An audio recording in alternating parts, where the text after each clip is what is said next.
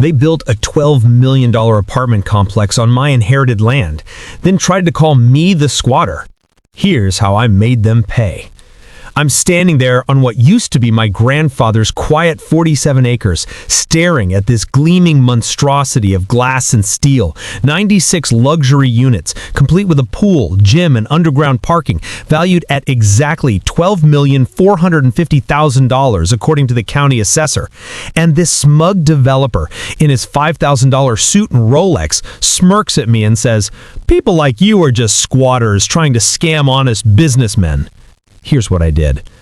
My name's Cole Rivers. I'm 48, a construction foreman in Denver, divorced 3 years now, with 2 kids grinding through college, one at CU Boulder, studying engineering, the other at Colorado State in pre-med.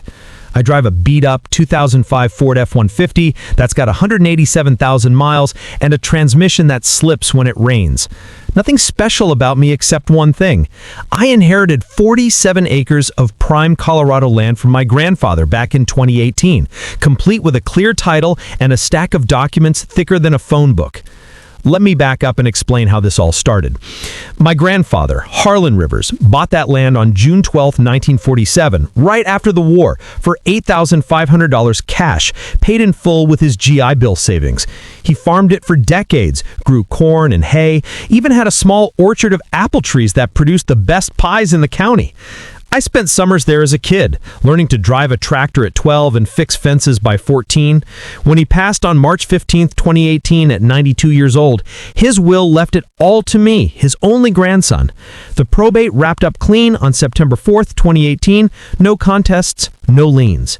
Appraised at $1,275,000 back then, but I never developed it. Life got in the way.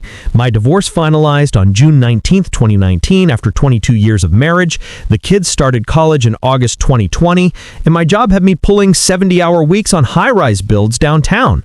I paid the property taxes religiously, $4,320 annually, wired straight from my account, and figured I'd retire there someday, build a cabin overlooking the Rockies. I didn't visit much between 2021 and 2024, too busy scraping by. The ex took half the savings in the split, leaving me with $47,000 in the bank after lawyer fees. Kids' tuition ran $28,500 a year, plus books and dorms. I drive out maybe once a year to mow the access road and check the boundaries, but nothing more. Meanwhile, this developer, Rick Polson, head of Polson Properties LLC, swooped in. He's one of those trust fund types. 52 years old, never swung a hammer in his life, inherited his daddy's real estate empire worth $85 million, with connections to every county official from the sheriff to the zoning board, wears Italian loafers to construction sites, and brags about his private jet in interviews. Arrogant as hell, always flashing that gold Rolex like it's a medal for screwing people over. It all came crashing down on April 12, 2024. I'd heard about a bad storm up in the foothills, winds up to 85 miles per hour, trees down everywhere. So I drove out for a routine check, thinking I'd clear any debris. Pulled up in my F-150, and my stomach dropped, like I hit a pothole at 60. Where there used to be open fields in that old barn, now stood this massive apartment complex. 3 buildings, 96 units total, leased at $2,800 a month for a 1-bedroom. Cranes were gone, landscaping fresh, sod laid just days before. I parked and walked to perimeter. Heart pounding, snapping photos on my phone, time-stamped 2:47 p.m., showing the fence line I'd installed myself in 2019. That's when Polson showed up in his black Mercedes G-Wagon, license plate Dealmaker. 2 security guys flanked him, badges gleaming. "What the hell are you doing on my property?" he barked, not even introducing himself. I showed him my deed, the original from 1947, plus the transfer docs. He laughed. Actually laughed and said, "People like you think a piece of paper means something. This is progress. Squatters like you are a dime a dozen. Get off before I call the sheriff. He's a golf buddy." He snapped a photo of me with his phone like evidence and waved over a deputy who was conveniently parked nearby. The deputy, badge said Torres, handed me a trespass notice dated that day, warning of arrest if I returned. I drove home shaking, but I didn't yell. I just nodded and left. That night, I spread everything across my kitchen table: the deed, tax receipts from 1947 to 2024, all paid on time, totals add him up to $112,450 over the years. Surveys from 1985 and 2018 showing exact boundaries, even old photos of Grandpa on the tractor. Next morning, April 13th, I called the lawyer. Not some ambulance chaser, Elena Vasquez, 55, a land rights specialist in Denver who'd won 47 similar cases, including one against a big oil company. Her retainer was $15,000, which I scraped together by selling some tools and dipping into savings. We met at her office on April 15th, a no-frills spot with stacks of files and a coffee stain on the desk. I laid out the docs, she reviewed them for 2 hours, then leaned back and smiled. "Cole, this is ironclad. But here's my advice. Do nothing yet. Let them finish renting it out. They've already built it, started construction on February 3rd, 2022 per public records, but if we wait until it's fully occupied, their fraud is deeper. More damages, more leverage. Document everything in the meantime." I trusted her. Strategic patience, she called it. Grandpa always said, "Let the fool dig his own hole." The escalation started slow, but it ramped up like a freight train. Incident 1, May 5th, 2024. A certified letter arrived from Polson's firm claiming they'd bought the land in a quiet title action back in 2021 for $950,000 from a distant heir. Bullshit! Their docs were forged, timestamps off by months. Attached was a photo of me from April 12th, labeled Suspected Squatter. I scanned it, emailed Elena. "Good," she said over the phone. "They're admitting they know about you. Evidence." Incident 2, June 3rd, 2024.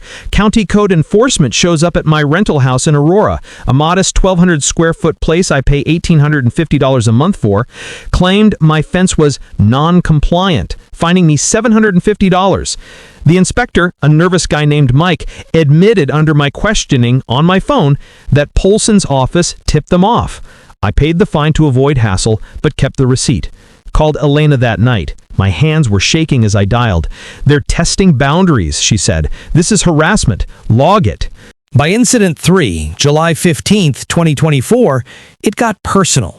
Polson posted on Facebook, a public group for local real estate with 12,000 members. "Beware of fraudster Cole Rivers trying to extort honest developers. Squatting on developed land. Classic scam." Attached my photo, doctored to look shady. It got 450 shares, 212 comments calling me a thief. Neighbors started staring. One even asked if it was true. I screenshotted everything, timestamps intact. Elena chuckled when I sent them. "Idiots! Defamation goldmine!" Incident 4 hit my wallet. August 22, 2024. My boss, Jim Harlan, no relation to Grandpa, calls me into his office at the site. "Cole, got a tip from a concerned citizen. Says you're involved in land fraud. Putting you on paid leave for 2 weeks while we investigate." Paid leave meant $4,200 lost in overtime. Jim looked apologetic. We'd worked together 15 years. "It's bullshit, Jim," I said. "I have docs." He nodded. "I believe you, but the client's Polson's buddy." I recorded the convo discreetly. "Elena, workplace interference? They're panicking."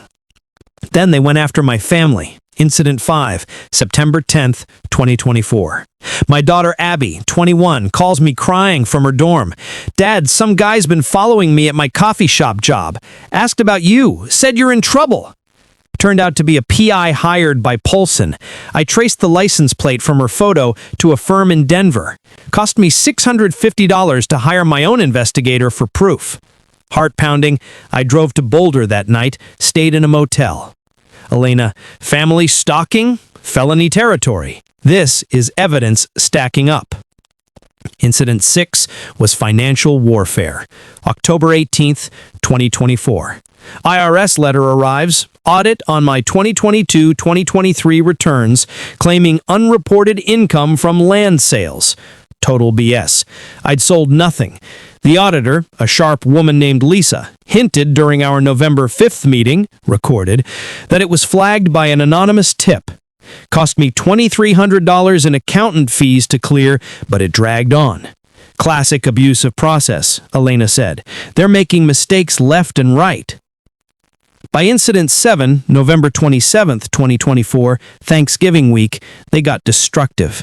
Came home from work to find my F-150 vandalized in the driveway. Thief spray-painted in red across the hood. Paint job quote, $1,850. Security cam, installed after June, caught a hooded figure, but plates led back to a rental car traced to Polson's assistant. Reported to police. Deputy Torres dragged his feet, but filed it. Vandalism with intent, Elena noted. More ammo.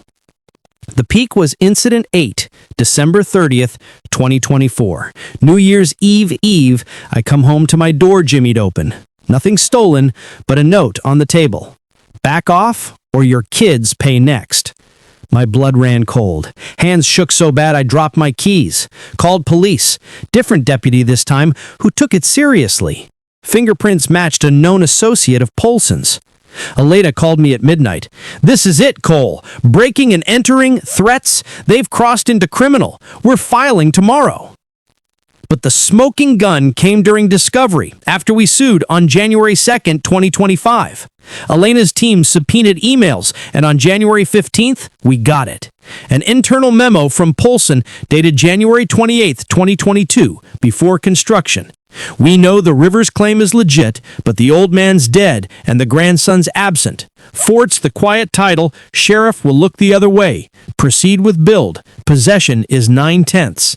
Exact quote, signed by Polson. Premeditation, fraud, everything. Elena laughed out loud in her office.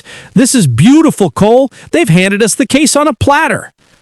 The courtroom scene was straight out of a movie, but real. March 12th, 2025, in the old Larimer County Courthouse. Smells like polished wood and stale coffee. Fluorescent lights buzzing. Gallery packed. 96 tenants watching nervously. Local reporters scribbling. Polson sat there, confident, Rolex glinting, whispering to his $800 an hour lawyer. Judge Harlan, ironic name, 68, no-nonsense type with a gravel voice. Bang the gavel. Elena presented the evidence stack. Deeds, taxes, harassment logs. Then the email. Polson's lawyer went ashen, stammering objections. The judge cut him off. I've seen enough. This is blatant fraud. Gallery murmured. One tenant gasped. Polson tried one last desperate move that night. March 12th. I was staying at my daughter's apartment in Boulder for safety. Got a call from neighbors. Someone torched my mailbox, left another note. You'll regret this.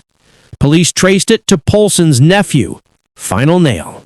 Verdict came April 5th, 2025. Judge's ruling, word for word first paragraph. In the matter of Rivers v. Polson Properties, LLC, this court finds clear and convincing evidence of fraudulent conveyance, trespass, defamation, harassment, and criminal conspiracy. The defendant knowingly built on plaintiff's land, valued at $12,450,000 post-development, and engaged in a pattern of intimidation to cover it up.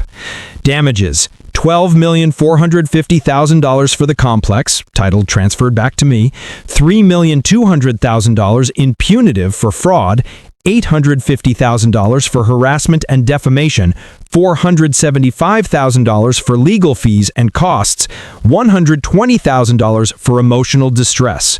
Total, $17,095,000. Plus, criminal referrals. Polson, indicted for forgery and conspiracy, faced 15 years. His assets seized, company license revoked, plea deal pending for 5 years probation and $2 million fine. Now the twist. I could have evicted all 96 families. They were innocent, paying rent to Polson, now terrified of homelessness. Held the town hall on April 20 at the complex clubhouse. Faces pale. Sarah Chen, 32, single mom with twins. Old Mr. Wilkins, 78, on fixed income. We're not the bad guys, Sarah said, voice cracking. I thought of Grandpa. He'd want mercy. So I set up a trust. Families buy units at cost. $85,000 average, zero interest over 30 years, payments $235 a month. Excess from damages funds repairs, a $500,000 scholarship endowment for local kids in Grandpa's name. Sarah started crying. Mr. Wilkins shook my hand. Your grandfather raised you right, son. Resolution? I kept 5 acres on the edge, built a 1,200 square foot cabin, finished August 15th, 2025, with a view of the mountains. Drive my F-150 there weekends, transmission still slipping, but who cares? The news story aired on Denver 7, won an Emmy for investigative journalism. My son drew a picture of the cabin, stuck it on my fridge with a Colorado magnet. Quiet nights now, knowing 96 families sleep safely. So here's my question for you. Ever had someone try to steal what's yours, thinking they could bully you out? Drop your story in the comments. I read every one. Hit that subscribe button for more real-life justice tales. Teaser for next week: my boss stole my invention worth $8 million. Here's how I patented it first. And remember, keep your receipts. All of them.